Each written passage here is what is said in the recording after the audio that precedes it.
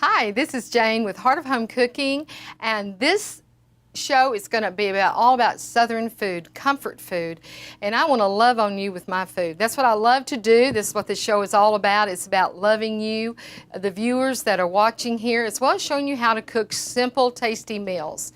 So I'm so glad that you're here, and we're going to have a wonderful time with chicken fried steak, mashed potatoes and gravy, and some good coconut pie. This is going to be all about Texas love. And I want you to feel loved today. I want your soul to be comforted with this food. And I hope you feel the love coming through into your home. And as you cook this food, knowing that you are loved and you're appreciated. If you cook from the heart, I guarantee you that your food is going to be good.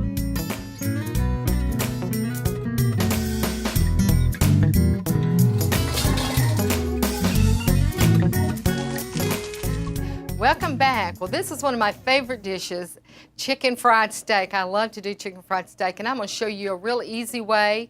We're going to be tenderizing it ourselves, but that's okay. It's really easy. Now, I used to use a saucer, but you know, it could break if it's glass. So the plastic ones aren't just as strong. So I'm going to use a mallet, and I get out of a lot of tension doing that. Okay, I've already turned on my cast iron. I like a cast iron because it's the minerals that are already in it, seasoned already, and it really gets hot. So I've already turned it on to high, and I'll turn it down in a little bit. Okay, so we're going to start with the egg mixture, and so we're going to break one egg. And I like to just go ahead and throw it away and pick up my fork. And I do triple seasoning. So I'm going to do my seasoning salt. You'll say, can't that woman use anything else but seasoning salt? I like it. Why change it if you like it? Okay, that was garlic granulated powder, and this is pepper. Then I'm just going to beat it. Now, my mother enjoyed me fixing chicken fried steak. But now people say, what is chicken fried steak? Well, if you're not from the South or from Texas, you're probably not going to know what that is. It's like chicken fried chicken, only you do batter like you would the chicken, but it's round steak, and it's really good. So I'm going to put this back over here. Then, oh, I made some noise there. I can do that. Now, this is flour. All-purpose flour is fine. I sometimes use self-rising. It's according to what I have in the kitchen. Again, we're going to do the seasoning salt. Oh, I hear that grease getting hot. That's great. That's going to make some great steaks. And some more granulated powder. I just love that granulated powder. Don't get the powder kind. Be sure it's granulated. It really makes a difference. My kids loved it whenever I would fix this, and then they'd bring over some kids, and the next day they would have cold chicken fried steak sandwiches. Just heat up the bun. Okay, here we go back, and I'm going to, over there, I hear this grease popping, so I better turn it down. All right, the next step we're going to do is take the steak. Now, this is round steak that's already been cut, and we're going to put it on a cutting board with cellophane and just lay it on there. And then we're going to take the cellophane that I already have, and we're going to lay it on top of the steak. We're going to, you know what? I forgot my seasoning. Remember, 3 times. So we're going to season both sides. I just get in a hurry sometimes. You know, I just know all those people I'm going to feed are hungry, and I just want to hurry up and get it done and feed them. I love to see them eat and go, you got to taste this. So I'm going to flip it over, and I'm going to season it on that side. And let me see. Here we go. Let me get a little bit more of this. I'll use 2. Okay. Now, this isn't salt. This is granulated garlic powder, so be sure that that's what you use. You don't want it to be salty because we have the seasoning salt.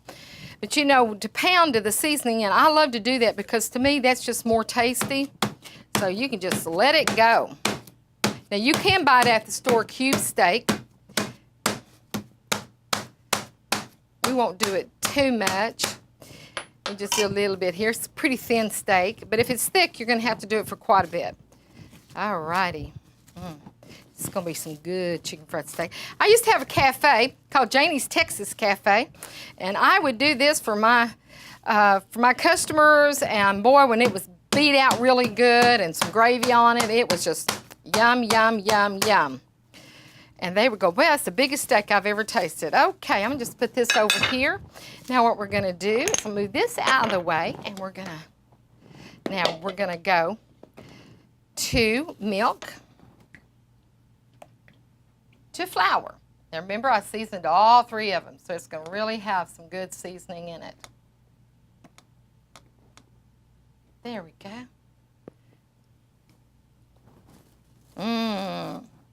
That's just right. And you just coat it real good. Sometimes I double dip it in the egg mixture, but today I'm not. Not going to be such a thick crust on it. Okay, one more. That smells good. Reminds me so much of my southern roots back in Texas. Well, people say that's kind of in the West. Well, it's South too. You can't get away from Texas being South. It's also, we say y'all come back too. I'll try not to say it all the time. Well, that is going to be excellent fried steak. You join me back and you'll get to see how crusted up it is.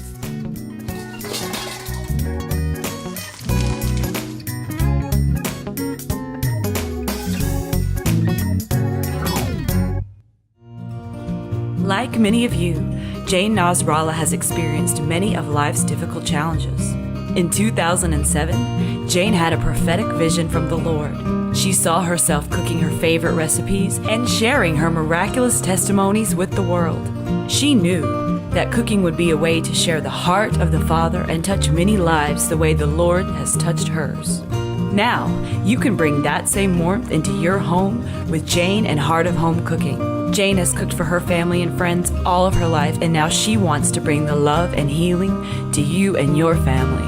For more information on how you can bring Heart of Home Cooking to your next event or church function, visit www.heartofhomecooking.com. You can find updates, recipes, and cooking products, send prayer requests, or give personal feedback about Jane's recipes. Join Jane at heartofhomecooking.com. We want to hear from you.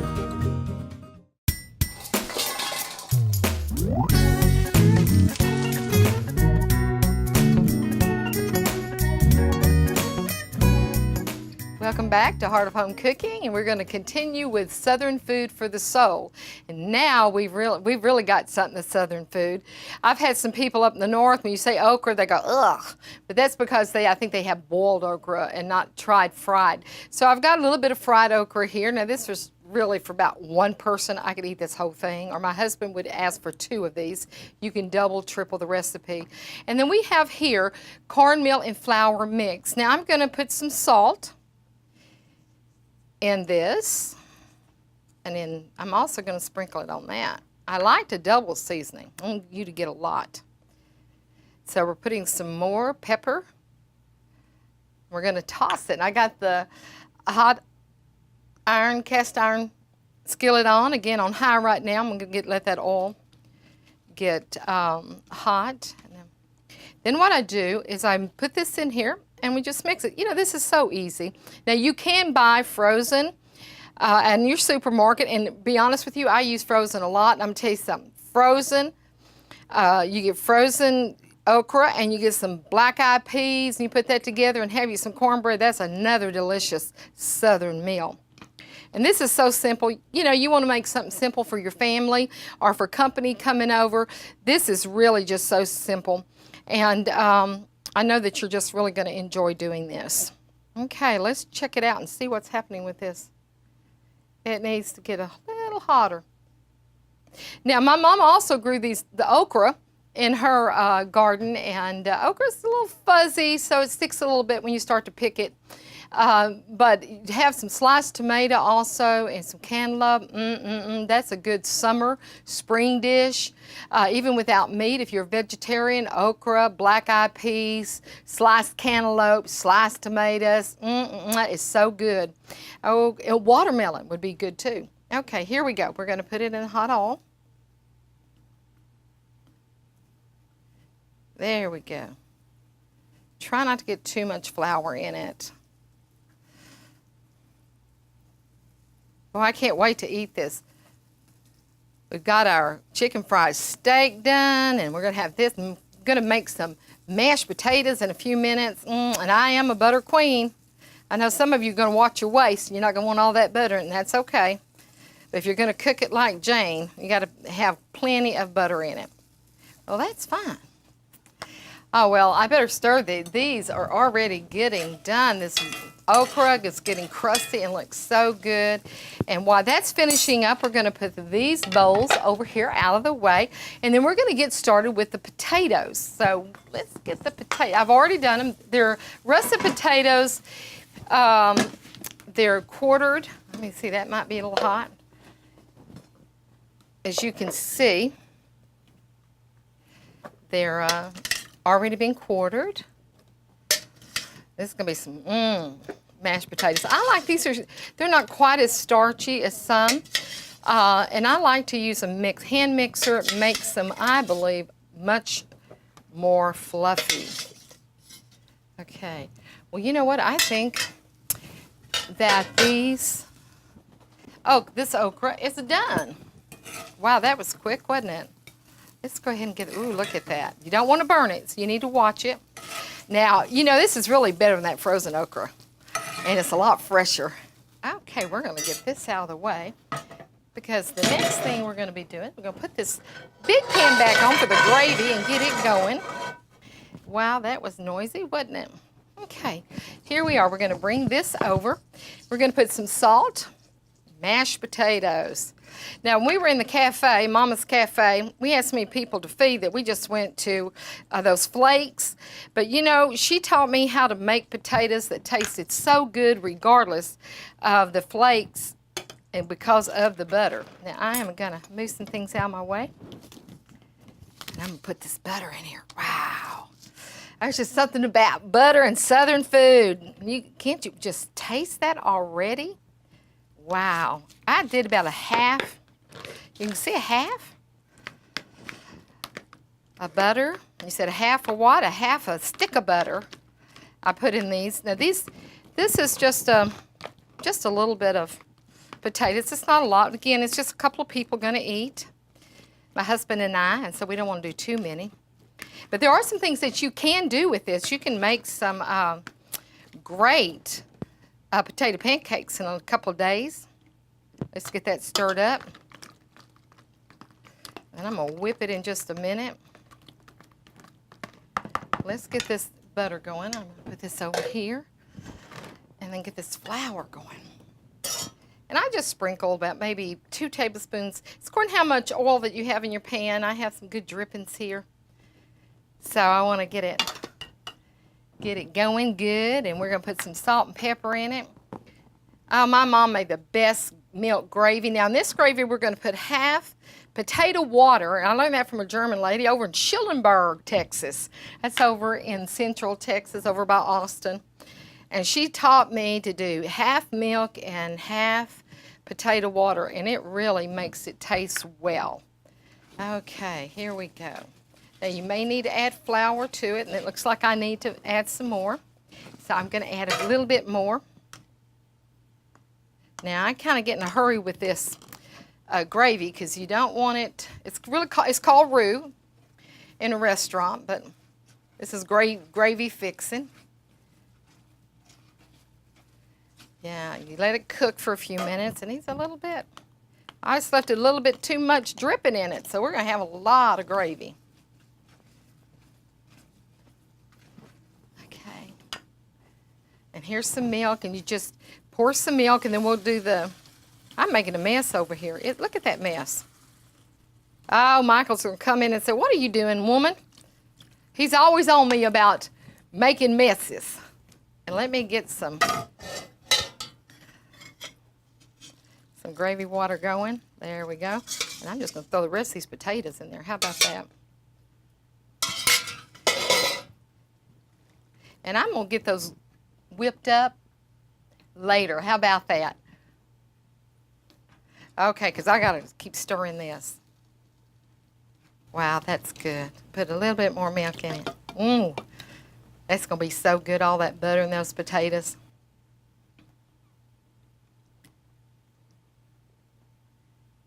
Wow, got to get some more in here. That's about 3 cups it looks like it's going to take. That's going to be a lot of gravy. Feed a lot of people. Maybe get some biscuits going sometime, huh? Okay, when I come back, you're going to see those mashed potatoes and everything's just going to be ready. We're going to get that dessert going for you. God bless you and looking forward to you coming back.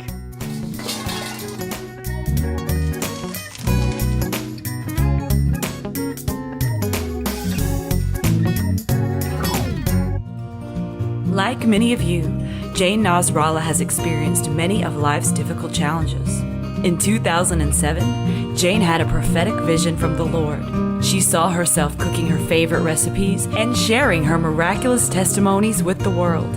She knew that cooking would be a way to share the heart of the Father and touch many lives the way the Lord has touched hers. Now, you can bring that same warmth into your home with Jane and Heart of Home Cooking. Jane has cooked for her family and friends all of her life, and now she wants to bring the love and healing to you and your family.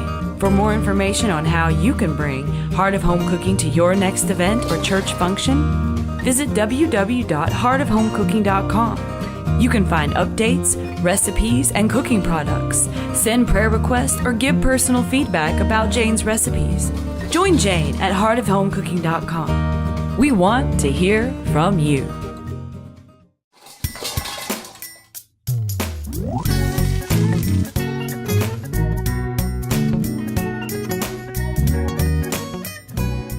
Welcome back.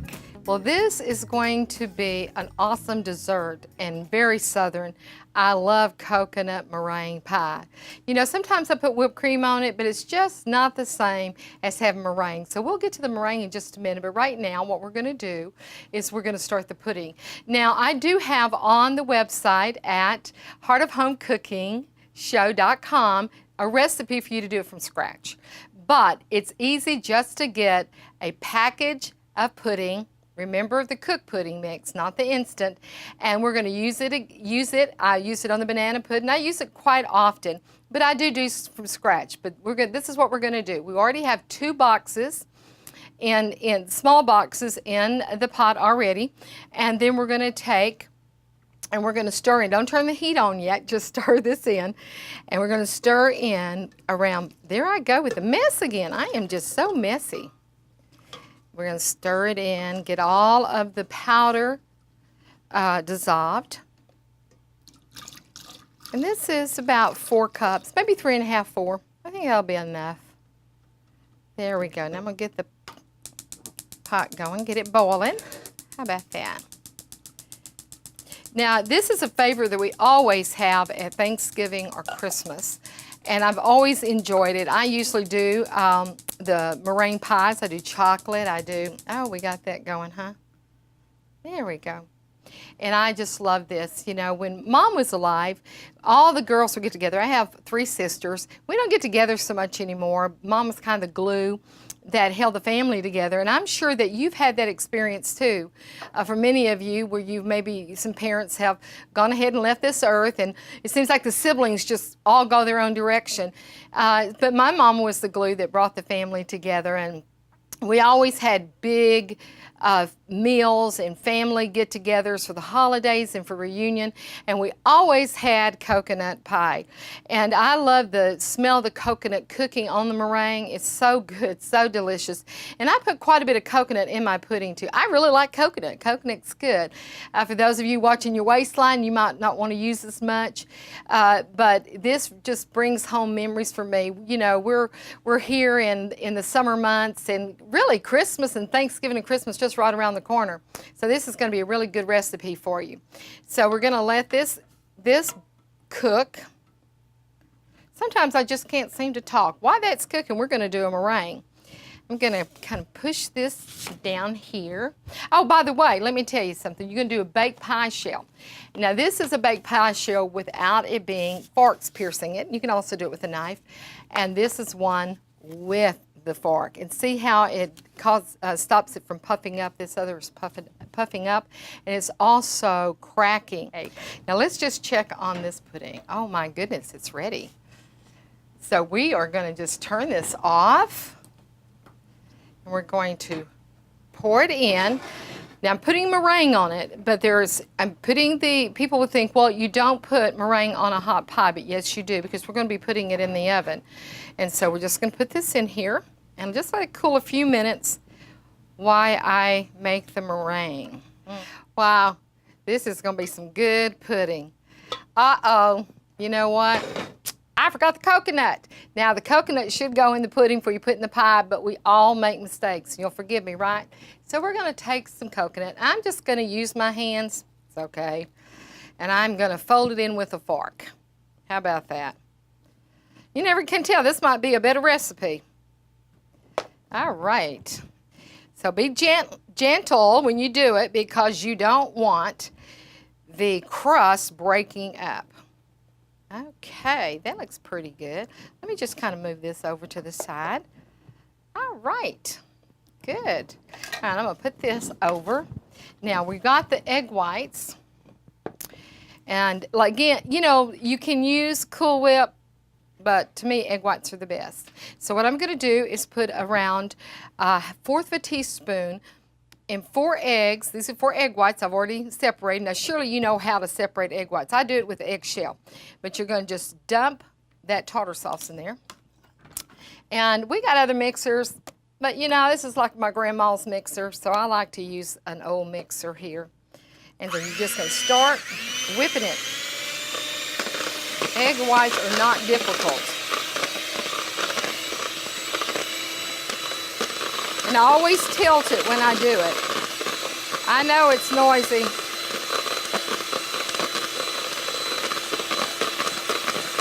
Yeah, there we go. And then you're going to take some sugar, and I just sprinkle it in about a tablespoon at a time. Some recipes say for every egg, maybe a tablespoon, but I use more than that. Oh, I'm going to make it faster. There's nothing like homemade, even with a box, coconut pie and meringue. And I'm going to put a little bit more sugar in it.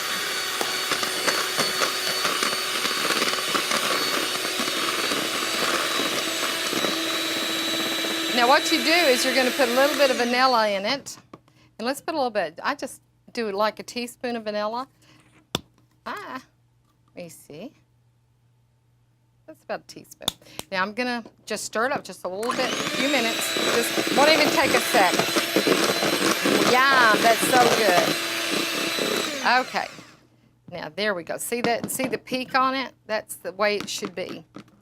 Now we're gonna put on this pie. Yum, yum. Then we're gonna put it in the oven. We're gonna sprinkle it with coconut, and we're gonna spread it. Oh, I just won't lick that bowl. That looks so good. Let's get every bit of that. All right, so you go to the edge, okay? And you seal it really good. Let me just put this out of the... Okay, here we go. And then we're going to have to sprinkle some coconut on it. And you put it in the oven. And you just watch it, maybe about 5 minutes, maybe not that long, according to how hot your oven is, about 400. There you go, and that's gonna be some Southern food for the soul. See you back in a few minutes.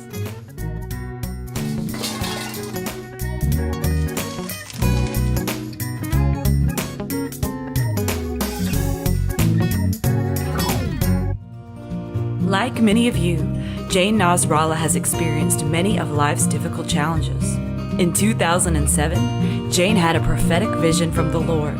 She saw herself cooking her favorite recipes and sharing her miraculous testimonies with the world. She knew that cooking would be a way to share the heart of the Father and touch many lives the way the Lord has touched hers. Now, you can bring that same warmth into your home with Jane and Heart of Home Cooking. Jane has cooked for her family and friends all of her life, and now she wants to bring the love and healing to you and your family. For more information on how you can bring Heart of Home Cooking to your next event or church function, visit www.heartofhomecooking.com. You can find updates, recipes, and cooking products, send prayer requests, or give personal feedback about Jane's recipes. Join Jane at heartofhomecooking.com. We want to hear from you.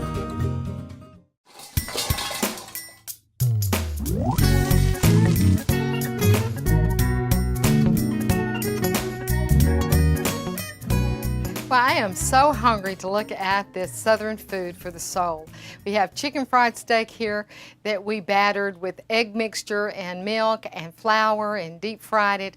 And then we have potatoes, cream potatoes with lots of butter in them, and some homemade gravy with potato water and milk. And then we have some okra. And then we have this homemade coconut pie. It looks so good. Now I'm expecting my honey here, Michael, which you'll meet someday on the show. He's going to be here soon. You know, we're kind of watching our waistline, so we're not eating a whole lot, but I'm going to take a bite of this okra. It's delicious. Crunchy.